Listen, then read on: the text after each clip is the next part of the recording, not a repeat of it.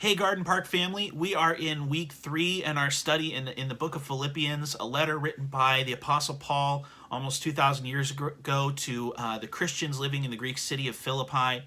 And as he's writing this, he's, last week we looked at him talking about how he's in prison. There's a very good chance that he's going to die. He's suffered a lot. He is almost definitely being physically and emotionally and verbally abused in a variety of very creative ways while he's in prison. And all he cares about this whole time as he's writing to them, what we looked at last week, is all he cares about is the gospel, the good news that Jesus is king. Like, that is what is important to him. That is what he wants to know. Like that, whatever happens to him, what he cares about is that the gospel is advancing, that more and more people are hearing the good news about who Jesus is and what he's done and what he's going to do for us. And he, makes that awesome line, one of my favorite lines in the whole Bible, where he says, to live is Christ and to die is gain. He says, if I get to go, if I'm going to die soon, hey, awesome, I get to go be with Jesus. But you know what? If I go on living, that means I can continue serving him here on earth, and I know that I still have work to do. And so he's like, I really could go either way. Actually, I'd prefer to be with Jesus, but I know that there's so much still here, and because that there's still so much to do here on earth, I think he's going to bring me out of this, right? And so now, kind of coming out of that, we're going to this passage that just really kind of, I'm going to be honest, like, last week, I wanted to include this in what we talked about last week. I thought it just naturally went with the whole section, but I really felt led to kind of separate this one off. And this week, as I've gotten the chance to dig into it, I think I see why, as the Spirit would be leading me in that direction. But this passage we're going to look at today, we're going to look at in Philippians 1, look at verses 27 through 30. It's kind of Paul talking about his perspective and where he's at and what's important to him and all of that awesome, that really admirable stuff that he's saying for his own disposition and his own attitude. And then he kind of gets to this point where he says, now here's what I want you to do. Like, he kind of, gives some application to that. And so he kind of turns his attention and directs it to his audience, these Christians in Philippi. And he says, starting in verse 27, whatever happens, conduct yourselves in a manner worthy of the gospel of Christ. Then, whether I come and see you or only hear about you in my absence, I will know that you stand firm in the one Spirit, striving together as one for the faith of the gospel without being frightened in any way by those who oppose you. This is a sign to them that they will be destroyed, but that you will be saved, and that by God. For it has been granted to you on behalf of Christ not only to believe in him, but also to suffer for him, since you are going through the same struggle you saw I had, and now hear that I still have. All right, so I did it a little backwards this week, but take some time. You know the drill. Pause the video. Read that a few times on your own or with whoever you're watching with. Go ahead and pause and spend some time digging into that passage yourself.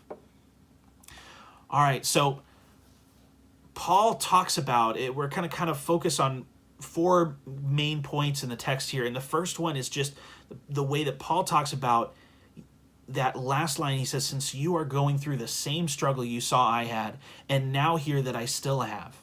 He's acknowledging, as he's talking about his suffering and as he's in prison, he comes to this point where he acknowledges, like, and you know what? I know that you guys are going through some hard stuff too.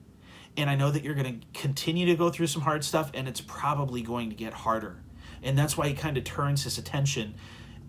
When you read the New Testament, it's really important to understand every part of it was written by people and for people who assumed that they were going to be a minority in the society they lived in, who assumed that they were going to be persecuted to some extent for their faith in Jesus. Now, in some cases, that was very drastic and violent. In some cases, it was less in your face and a little more subtle and a little more, of just social biases and the way people were treated socially. But nobody got off easy. It was written to people who were a minority in a society that did not think it was that important to look out for minorities, like the way that we always talk about in American culture today, because of the way we've been influenced by Christianity in our society. Even, for those who don't necessarily follow Jesus's teachings are very fundamental and foundational to, just the air that we breathe in American culture in ways that we don't even realize. anymore because it's just so ingrained in us.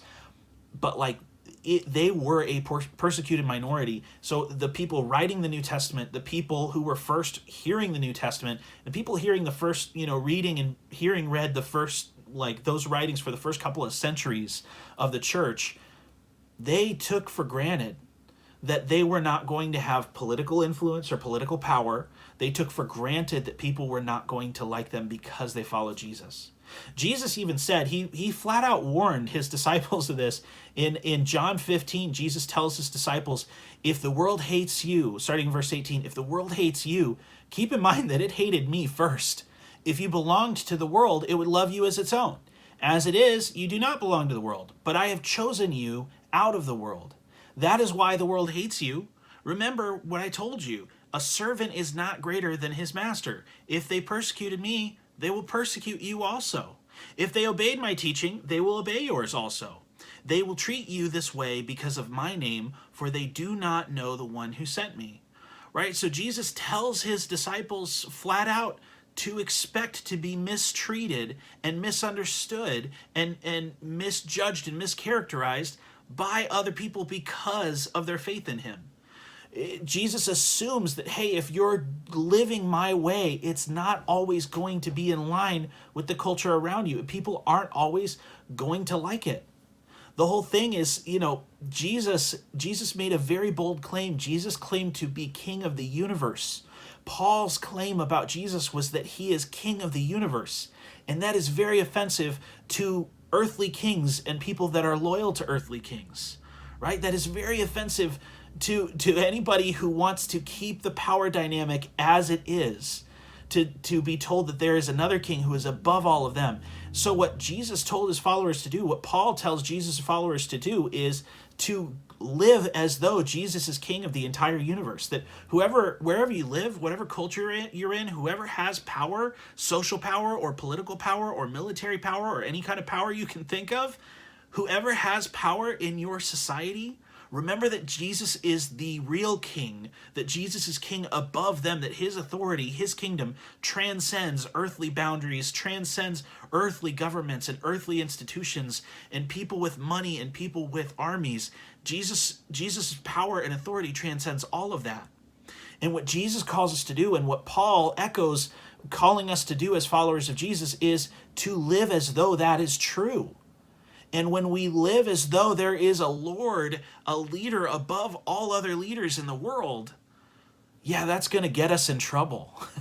That's the natural, and we might even ask, if we're not getting pushback from that, is it possible that there are certain ways in our interaction in the public sphere that we are not being faithful to Jesus, not being totally committed to Jesus? Don't be too quick to assume that, but is it possible? Yeah, there are certainly cases where that could be the case.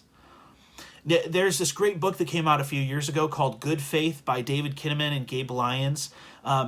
It's based on massive research done by an organization called Barna that does some really great. They do some great research and surveys and statistics about our culture and about the influence of Christianity in our culture, about churches and church leaders and various things related to that. And they came out with this book based on tons and tons of research, just kind of saying, this is kind of where our culture is at as far as Christianity is concerned. This is kind of how people in our society view Christianity. Now, if you've been around for more than a few years, it's probably no surprise to you that America is not as richly Christian as it used to be. That although there are definitely Christian values and ways that our culture is still very, very much influenced by the teachings of Jesus, maybe in ways that most people don't know that that's where it started, but that's just kind of a common value in our culture. For example, our values about that we should protect all people, that we should look out for all people, that all people should have rights. Those kinds of things come from Christianity, and a lot of people hold on to those things even if they rejected Christianity and don't realize how much it's because of Christianity that they even, have those values. But that's a topic for another time. I digress. But although we're still very much influenced by Christianity in a lot of ways in our culture, Yeah, I mean, our it's not really shocking to hear that our society doesn't seem to be moving into a more Jesus-like direction. That it seems like Christianity's on the decline, especially for the past few decades. But following historical events that have kind of been leading up to it, we're kind of in this phase where Christianity seems to be on a downward trend. And so David Kinnaman and Gabe Lyons, they talk about this, and based on their research, they say when it really comes down to it, when they were surveying people and just trying to understand, like, how does the average person in America see Christianity, the two words that kind of encapsulate what people were saying, and two words that kept coming up, the two words they pick out are irrelevant and extreme. Irrelevant and extreme, and neither one in a positive sense. Okay, irrelevant, that yeah, they do their thing, whatever, like they have their beliefs in their Bible, and that's all cool, good for them, but like it doesn't really matter. It's not really something that I need to be concerned with. It doesn't really affect my life. It's just kind of them doing their thing over there, and I prefer that they just keep it over there because it doesn't really have any relevance to my life, right? And the other word, extreme, this idea, not in the cool way, like in the 90s and the early 2000s, but like and I guess maybe the 80s too, like extreme as in like extremist, as in like people who actually follow Jesus, like don't just say they're Christian, because a lot of people say they're Christian, a lot of people wear a cross around their neck, a lot of people like have some vague connection with some church, or their family, they have family members that are Christian, but like people who actually attend church with some regularity, people who actually spend time regularly praying and reading the Bible, people who are actually, want to know Jesus more and more, like those people are seen as extreme. If you just do very simple things that wouldn't have been thought too weird not that long ago, just very simple things in public, like praying, or like, reading your Bible in a public place, for a lot of people, not for everybody, and it depends where you live, what kind of community you're in, that kind of thing, but for a lot of people in America, that would be seen as like extremist behavior of like, whoa, you're way too into this thing. That's weird, right? We are seen as increasingly weird. And it's definitely the trend that we're going towards. It's kind of inescapable, but at the same time, like, so I think we should recognize that. I think that's the case. At the same time, like the advice of Paul here, Paul assumes, the people he's writing to definitely are facing persecution, certainly much worse than what we're facing in America today. Absolutely. And there are people around the world, Christians around the world, who are getting treated much, much worse than we are in America today. Is that where America's headed, to the like that extreme? I don't know. I don't know if it's ever going to get that far. Who knows what the future holds except for God, right? We should have some humility about that, about making predictions. But Paul assumes that the people he's writing to, and in this, he turns his focus to the Philippians because he assumes they're going through stuff, and likewise, it's assumed, Jesus assumed, and Jesus's first followers all assumed, there is going to come a point when you have to choose between fitting in and following Jesus. There's going to come a point where you are going to be seen as weird or even dangerous because of what your faith in Jesus compels you to do. That's a reality, and at some point that's going to come up in your life. At some point that's going to come up in our society, where we happen to be, of when we all just happen to be born, in the world that we are living in right now, the society we're living in right now. It does not look like things are going to be, like our society is going to think more highly of Christians in the very near future.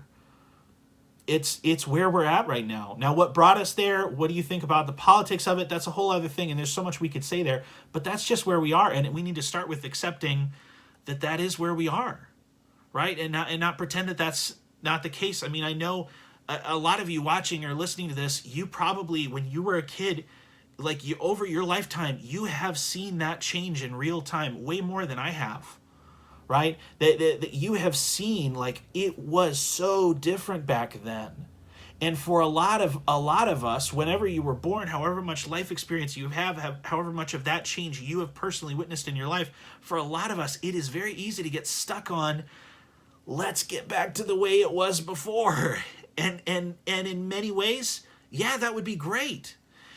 As much as it used to be more of a Christian culture that we're in than it is today, I think it would be better if it was more of a Christian culture. Absolutely. It would be great to go back to that. But the reality is we're not going back to that. It's just not going to happen. And along with that, it's not like, we can often see the past with rose-colored glasses. Certain things have gotten worse. Some things, it's not that they've changed. We might just be more aware of them now. Maybe because we're older, or maybe because we have the internet now, a variety of factors. Honestly, there are a lot of people that probably they weren't ever really followers of Jesus, and you probably know this firsthand, but they just kind of, it was what you had to do to get by in the culture. It was culturally, socially advantageous to do Christian things. And so a lot of people did just for that reason. And maybe the main thing that's changed is just that it's not fashionable anymore. And so the people that were just going along, going with the flow, going along with it just because that's what everyone was doing, those people are now going along with the non-Christian thing because that's what everybody's doing. It's entirely possible. Whatever the case, we're going to face hardships. We're going to face trials and persecutions because of our faith. And maybe not as bad as what they did back then. Maybe none of us who are watching or listening to this right now, none of us might ever experience what Paul and the early Christians experienced, or what Christians around the world are experiencing. In a lot of ways, like as admirable as it would be if we all went through that and held on to our faith, I don't want that on for any of you, obviously, right? Like, I hope that never happens to us. It could, though. And are we prepared for that? Do we realize what we've signed up for? Right? So I say all that, and now here's a very important caveat, and this is where Paul starts in this passage. His first statement in verse 27 is he kind of shifts toward his audience and he says, whatever happens, whether he gets out of prison or not, whether he dies or not, whether they go into prison, whether they die, whatever happens, whatever happens, conduct yourselves in a manner worthy of the gospel of Christ. Then, whether I come and see you or only hear about you in my absence, I will know that you stand firm in the one Spirit, striving together as one for the faith of the gospel. Right? Here's Paul. We just went through Ephesians. This is very Ephesians 4. It's very much the same thought process and very similar wording to what he said then, where he says, walk in a manner worthy. He says, whatever happens, conduct yourselves in a manner worthy of the gospel of Christ. So I work at a bank, and yesterday we had this customer come by. The guy, he's a regular. He is a kind of in middle management for a chain of cell phone stores in the area where my bank branch is. And so he comes in at least once, often twice a week, to make deposits, like their cash deposits. It's normal. We have a lot of business customers. He's not a great customer. And he kind of bounces around from branch to branch in the area. And anytime I talk to somebody from another branch, in our bank, like everybody knows this guy because he makes an impression and not a good one. So he goes around. I mean, he comes in, he smells very, very strongly of marijuana every time. Like, you feel like you're getting a contact high just by being within 20 feet of the guy. Like, it's I don't know if if you're in Ohio or elsewhere, but like in Michigan, recreational is legal now, and people don't realize that you're still not supposed to drive under the influence. But so you get a lot of, anyway, I digress again. But he stinks of marijuana like really bad all the time. Like, you're practically choking on the fumes anytime you're near him. He's rude. He knows that he needs to bring certain forms of ID with him, and he always he doesn't bring it. He leaves it in his car even though he has it. And they're like, "Hey, I really need that ID." And he's like, "What? You guys need that?" Like, "Yes, we have this conversation every week." I don't know how they manage their money in this company. I don't know how it's run, but like, the deposits are, he'll give us, cash, and he'll give us a deposit slip that goes with the cash. And there will be multiple sets of it. And there is always a discrepancy, at least one, usually more than one, where like you have a deposit slip that says X amount and the cash that he gives you is short. Happens every single time. Again, I don't know why. I don't know how this company's run, but every single time. And so all of these things that, like, we've had so many conversations with him, he'll get ticked off because a manager will kind of call him out on one branch, will call him out, and so he'll stop going to that branch for a while and go to a different one, until he gets mad at them for something. I say all this to say, this guy, everywhere he goes, he alienates people, he pushes people away, he drives people crazy. He's a customer that you see him coming, and everybody sighs and rolls their eyes and are like, oh my goodness, let's just get this over with, right? Christians, let's not be like that. So as I talk about the decline of the influence of Christianity in our culture, let's be real honest and real humble about the reality that some of that is deserved, maybe most of it. A lot of the opposition that we face when people find out you're a Christian is because of, maybe not you specifically, but let's be humble, let's acknowledge and repent and be honest about what we've been a part of and what we've endorsed and participated in. But a lot of the things that people associate with Christianity in our culture, it's not good stuff, and it's because, they're not making it up. In so many cases, you see people who claim to represent Jesus who are so misrepresenting him. Let's be very careful about the taste that we are leaving in people's mouths. Let's be very considerate of that. So as we talk, it's very easy to feel sorry for ourselves and all the doom and gloom of like our culture's going down the tubes and Christianity's on the decline. It's like, yes. And as we say that, let's have equal sorrow for any part that we have played in that. I know that I personally have not always represented Jesus well. Am I the only one?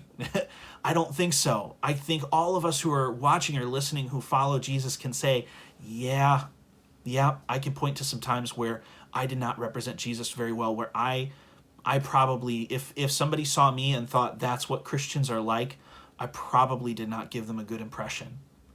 And we do that in small ways, we do that in big ways. Let's be mindful of that. Let's have the humility to acknowledge that. Paul says, whatever happens, so he's assuming that there's going to be persecution, that there's going to be hardships for these people just because they're following Jesus, just like he's experienced, that they've, he's saying in the same manner that they've seen him experience, he knows they're experiencing it too, and it's only going to get worse. Well, his advice in the midst of that is, conduct yourselves in a manner worthy of the gospel of Christ. His advice with persecution is not like, hey, pack your bags and get out of town because it's going to get ugly. Go somewhere where people will treat you better. His solution is not like, hey, establish a democracy and find some people to lobby for your cause. Not that they had that option. Like, no, his advice, what his advice is? He says, conduct yourselves in a manner worthy of Jesus. He says, whatever happens, don't make Jesus look bad. Whatever happens, act in a manner that is worthy of what God has done for you. Now, I think Paul knows full well that is an ambitious goal, right? But I think he means it though. So let's be worthy. Let's not, if we're going to face persecution, let it be unjust. Prove them wrong. If they slander us, let it be a lie. Don't make it true. Don't give them ammunition. No matter how low they stoop, no matter how poorly they treat us, when we respond in kind, we are stooping to a lower level, and we are only making it worse, and we are only making them justified in attacking and hating and criticizing us, in as much as they attack and hate and criticize us. When we act in a way that is not like Jesus, we are only bringing it upon ourselves, and that is something that we should not feel sorry for ourselves for, that we don't deserve sympathy for. Now, people should not treat us poorly. They certainly should not treat us poorly just because we're Christians and because they assume, oh, well, I had this bad experience one time, or I saw this thing about a preacher on TV, and therefore you're all like that. It's not right for people to do that. It is not right for people to attack us for our faith. It's also not right for us to invite it. They're both wrong, okay? It's wrong on both ends. So let's be mindful of that. And next, Paul says just this very powerful and beautiful language. He says, sticking it together, right? He says that's another thing. It's interesting that's what comes to mind that he's concerned about, that he feels like he needs to say is that I want to know that you stand firm in the one Spirit, striving together as one for the faith of the gospel. He doesn't see this as an individual thing. He sees this as something we do as a group, and he says, it's going to get hard. Stick together. Support each other. Don't like throw each other under the bus. Don't abandon each other. Don't isolate yourself. Don't try to do this on your own. Do this together. Support each other, and remember that you're not alone in this. I whenever I, when I've been reading this and thinking about persecution a lot this week and in preparing for this, I keep thinking of this story I heard one time in a history class about the 40 martyrs of Sebast. So these were 40 Roman soldiers. They were part of what was known as the Thunderbolt Legion, right? Which was as awesome as it sounds. They were hardcore, right? Like you didn't, if you were in a military of any kind, like you did not want to go up against the Roman military. But if you had to go up against the Roman military, you did not want to go up against the Thunderbolt Legion. This was a group that was around for at least a couple of centuries, of kind of their heyday, but a few centuries that like they had a reputation. All right, and there are a lot of cool stories about it. But there was at this one point in the early 300s AD, the early 4th century, basically their commanding officers, and people in authority are saying, hey, we're all going to offer some sacrifices to Caesar, and everybody is required to participate because they, as part of the Roman, the Roman Empire, like they worshipped Caesar as a god. They worshipped their emperor as a god, right? And so they're saying, and that was part of your loyalty to Rome, and especially as a Roman soldier. I mean, just like who's more patriotic in America than troops, right? Like that's always been the case. Like the people who are most devoted, are very often found in the military because, well, they have to be. They've given the most. They've sacrificed the most, right? So it's not surprising that those are just some of the most passionate and patriotic people you'll find in any society. And so this is a big part of loyalty is worshiping the emperor. It's part of showing that you are all in, that you're committed. And so there are these 40 soldiers that go to one of their commanding officers and they say, we can't do that. We're Christians and we're not going to sacrifice to somebody that we know is not a god because we follow a God that we know is a true God. And their commanding officer initially, he doesn't want this to get ugly. He doesn't want to have to force them. So he tries like being gentle with them at first, but he basically makes all these promises to them that like all these special favors he's going to do for them, all these, advantages that they're going to get and favors and things, which is a big deal in where they're at. And like for a commanding officer to be making these kinds of promises, like he's offering some really good things if they'll just like, please just offer some sacrifices to Caesar. And they refuse. And so he starts making threats. He starts saying, okay, well, like I offered you a carrot. How about a stick? Like, here's what I'm going to do. Here's what's going to happen if you don't. And they don't give in. We have, for about 50 years later, there's this guy named Basil who spoke and wrote, who was a Christian leader. And he wrote, about them, what he wrote was to his promises they answered that he could give them nothing equal to what he would deprive them of, and to his threats that his power only extended over their bodies, which they had learned to despise when their souls were at stake. Right? Basically, like these guys are not backing down. The full force and strength of Roman soldiers is present in their faith that they're not going to back down.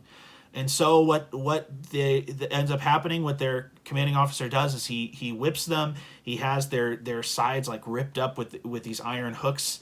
It's nasty, it's ugly, and they puts them in jail. They're in jail for days, very, very badly wounded.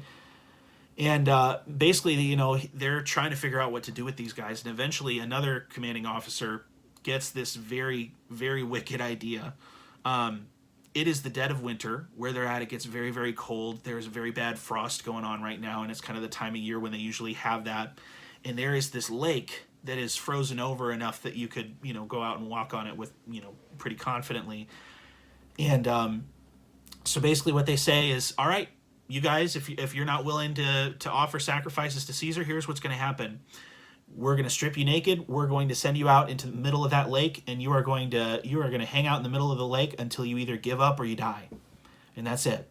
You're gonna freeze to death out there, or you're going to offer sacrifices to Caesar.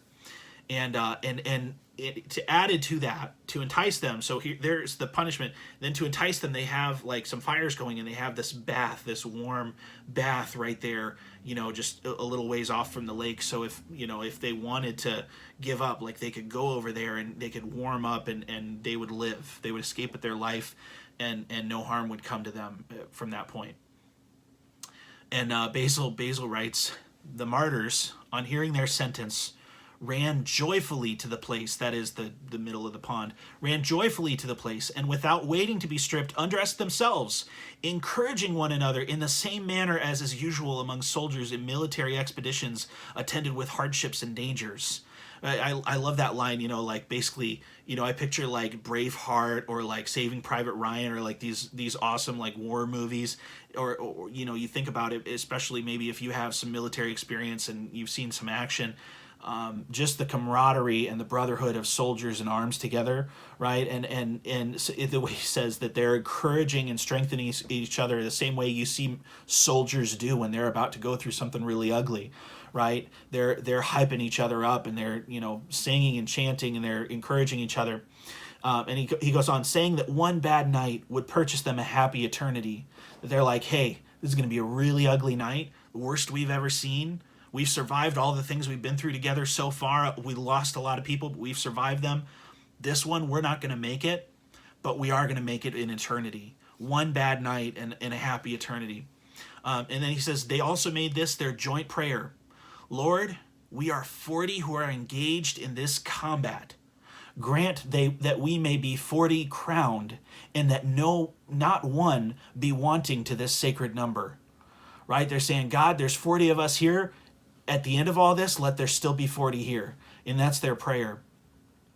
Well, as you could imagine, they're known as the 40 martyrs of Sebast. It's a long, long, cold night. It gets real ugly.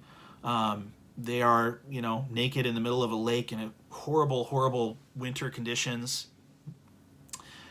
And at one point in the night, one of them leaves the others and runs off to the edge of the lake and jumps in the bath. And he dies immediately. Now, I don't know if that was like a supernatural thing. That's probably what they assumed at the time, I would guess. But, it could have just been the shock of going from that cold to that hot. I don't know. I'm not a doctor, but he dies. And morale gets real low after that. It was hard, but they were encouraging each other. They were like, there's 40 of us here, and at the end of the night, there's still going to be 40 of us here. And now they're down to 39. And needless to say, it wasn't great for morale. And as they're standing there, as they're that enthusiasm, what was left of it is dying, the hopelessness. One of the guards standing, he's over by the bath, kind of attending to it. One of the soldiers guarding it, and he's standing near the bath, near the fire, warming the bath to keep himself warm. And he has this vision. He has this vision of angels coming from heaven and bringing gifts and warm clothes, and just in the same way that kings would give gifts to people. And he has this vision of that these are soldiers for this king who is providing for them and is bringing them gifts and warm clothes. And compelled by the Holy Spirit, this soldier rips off his clothes and he runs out into the middle of the lake. And their prayer was answered, that there were 40 when they were started and there was 40 when they finished. And it's not a happy story, but it is. Paul says, then whether I come and see you or only hear about you in my absence, I will know that you stand firm in one spirit, striving together as one for the faith of the gospel, without being frightened in any way by those who oppose you. And that brings us to our last point. Not being frightened in any way by those who oppose you. Why? Paul goes on to say, he says, this is a sign to them that they will be destroyed, but that you will be saved, and not by God. Okay, so he's saying this is actually a sign. What you're going through, the persecution when they mistreat you, this is actually a sign that they are in the wrong and you are in the right. Now that's crazy, because in the ancient world and throughout history, our assumption tends to be, if things are going well for you, it must be because God likes you, and if things are going badly for you, you must have done something wrong, right? That's so often the assumption in a lot of subtle ways. And Paul says, no, the suffering that you go through for Jesus, actually, it's a sign that God is with you, and it's a sign that God is opposed to anybody who is against his people. And here's why. He says, for it has been granted to you on behalf of Christ, not only to believe in him, but also to suffer for him, since you are going through the same struggle you saw I had, and now hear that I still have. The point Paul is making here is that you're like, when you suffer for Jesus, think of it less as like, what did I do to deserve this? And more as, what did I do to be counted worthy of this? He says, Jesus suffered, right? We know that. Jesus suffered for us. Jesus suffered hardship and persecution, paying the ultimate price, going through horrendous torture and a horrific death for us. And Paul says, you are sharing in the sufferings of Jesus. That's going to be an important concept we're going to see, especially in chapter 3. And I'm really looking forward to that. That's one of my favorite passages. But he's saying you are sharing in the sufferings of Jesus. You're actually suffering on behalf of Jesus. You have been granted the privilege to suffer for him. Now, I know that sounds really weird. I know that sounds really weird if you haven't been there. If you don't, for us, like it's hard to imagine, like, that doesn't make any sense. If God is for them, why would he let that happen to them? And Paul actually says, because Paul has this much bigger vision of what is going on. And just like those soldiers on the lake, they said, hey, it's going to be one rough night for a happy eternity. We're going to go through one horrible, horrible night, the worst thing we've ever been through. But we're going to be with Jesus forever. And that's going to make this all worth it. And that's Paul, him saying to live is Christ, to die is gain. He's saying, hey, if I get to end it all with Jesus, this was all worth it. And in fact, if I get to end it all with Jesus, and that he would count me worthy to go through things like what he went through, for Paul, that is an honor. And he tells them to see it as an honor, as a privilege, that you would get to go through the same thing that Jesus went through. There's a story told about the way Peter, the Apostle Peter, one of Jesus' closest disciples, the way he died. And we don't have like a lot of great sources about it, so we don't know how true this is, but the story goes that Peter, when they were going to martyr him, they were going to kill him because of his faith in Jesus. And he said, no, like, I will not be killed. I'm not worthy to die in the same way that my Lord died. And so he insisted that instead of nailing him to a cross like normal and crucifying him like normal, that they crucify him upside down, because he didn't consider himself worthy to die the way Jesus died.